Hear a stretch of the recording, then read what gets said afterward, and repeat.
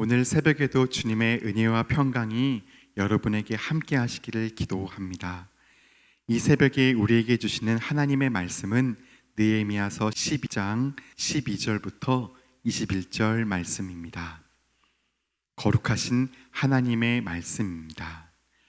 요야김 때의 제사장 족장된 자는 스라야 족속에는 무라야요, 예레미야 족속에는 하나냐요, 에스라 족속에는 무슬람이요, 아마리아 족속에는 여호하나니요, 말루기 족속에는 요나단이요, 스바냐 족속에는 요셉이요, 하림 족속에는 아드나요, 무라옅 족속에는 헬게요, 이또 족속에는 스가랴요, 긴느돈 족속에는 무슬람이요, 아비야 족속에는 시그리요, 미냐민 곧 모아디아 족속에는 빌데요, 빌가 족속에는 삼무아요, 스마야 족속에는 여호나단이요, 요야립 족속에는 마뜨네요, 여다야 족속에는 우시요, 살레 족속에는 갈레요, 아목 족속에는 에벨이요, 힐기야 족속에는 하사비아요,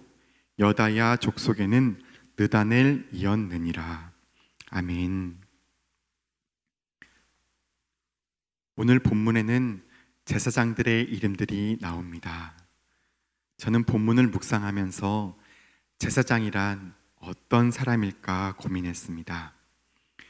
요한계시록 1장 6절에는 교회는 그리스도의 몸으로서 제사장이란 직분으로 세상을 위해 기름 부음 받았다고 말씀합니다.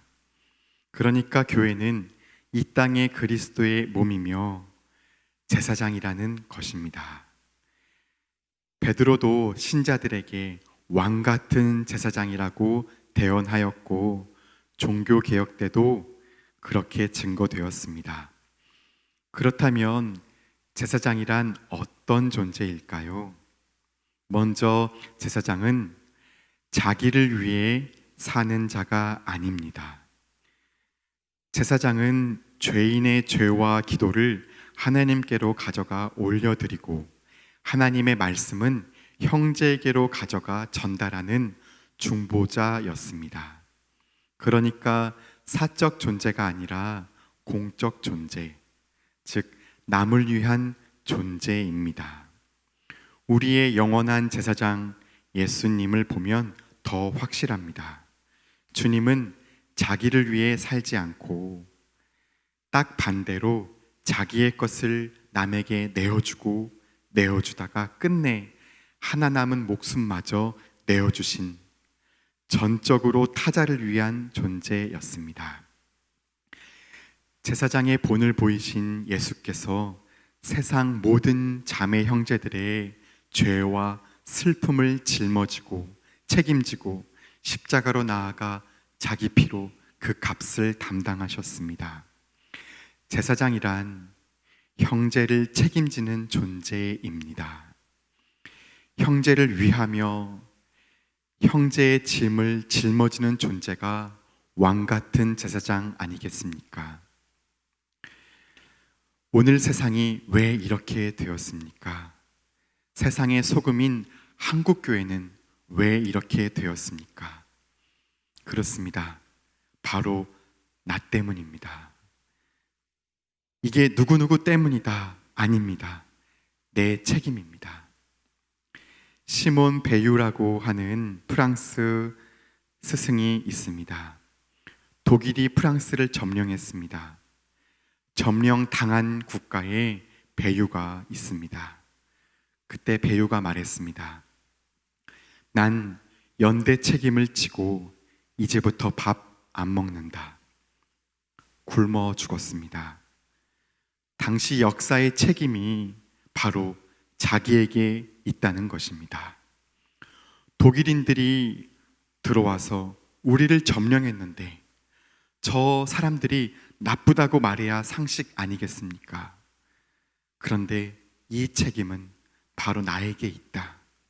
바로 내가 책임져야 한다. 민족들을 내게 맡기셨는데 이러한 세상이 되어버렸으니 내가 세상의 소금 빛인데 연대 책임을 진다. 나다. 진짜 범인은 나다. 굶어 죽은 것입니다. 스스로 목숨을 버렸습니다. 누구누구 가리켜서 범인을 잡아 죽이고 그들의 책임이다? 이 방향으론 안 됩니다. 적어도 인류의 스승이라고 한다면, 왕 같은 제사장들이라고 한다면 배우 같은 존재가 필요합니다. 우리는 자기를 위해 살아선 안 됩니다. 타자를 위해, 세상을 위해 살아야 합니다. 우리가 세상의 소금, 빛으로 부름받은 제사장, 세상을 책임지는 존재들입니다. 우리가 자기를 위해 살면 안 됩니다. 왜 안 됩니까? 우리마저 자기를 위해 살면 이 세상은 희망이 없기 때문입니다. 우리 사회가, 교회가 이 지경이 되었는데 우리에게 책임이 없습니까? 제 책상에 목회 지원실 전화로 교계뿐 아니라 일반 방송사들에서도 자주 연락이 옵니다. 한국교회의 리더십으로 인식하고 전화한다고들 합니다.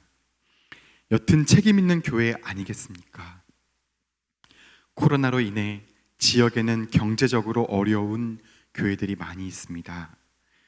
경제적 고통 속에서 아파하는 사람들, 실직한 사람들, 자살하는 사람들이 있습니다.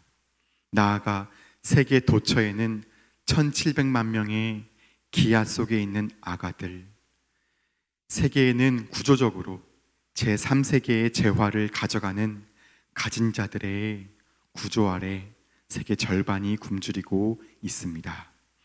이런 세상을 온몸으로 짊어질 제사장이 누구입니까? 누가 이 땅의 그리스도의 몸입니까? 우리가 주님의 손과 발이 아닙니까? 모르드게가 에스더에게 말했습니다.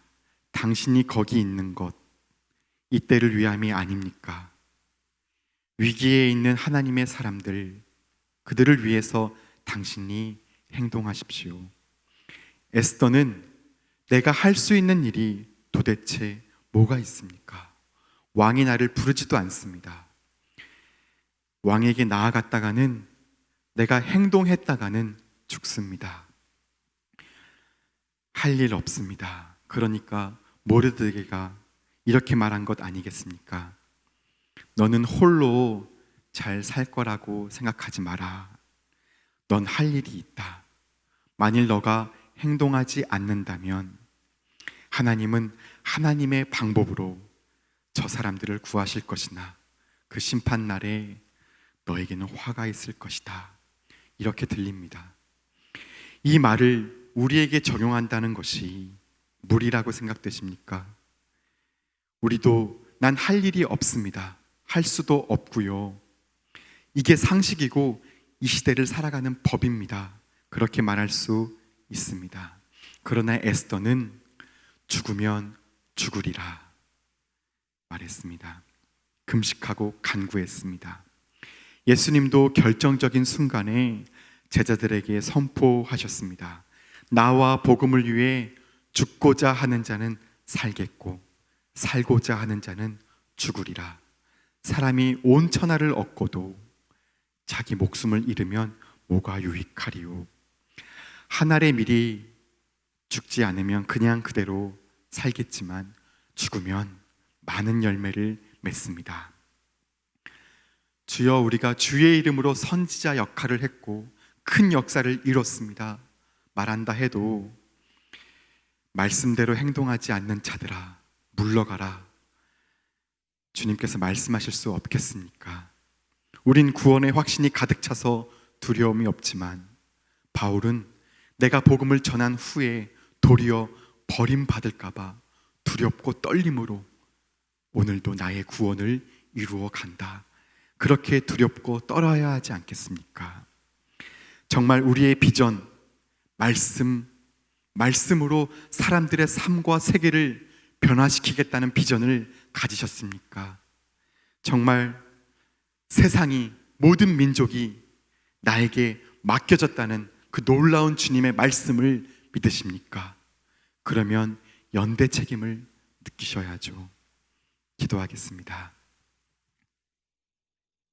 주님, 세상을 위한 제사장으로 우리를 부르셨습니다.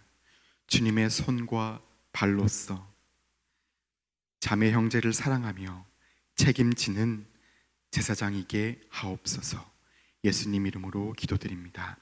아멘.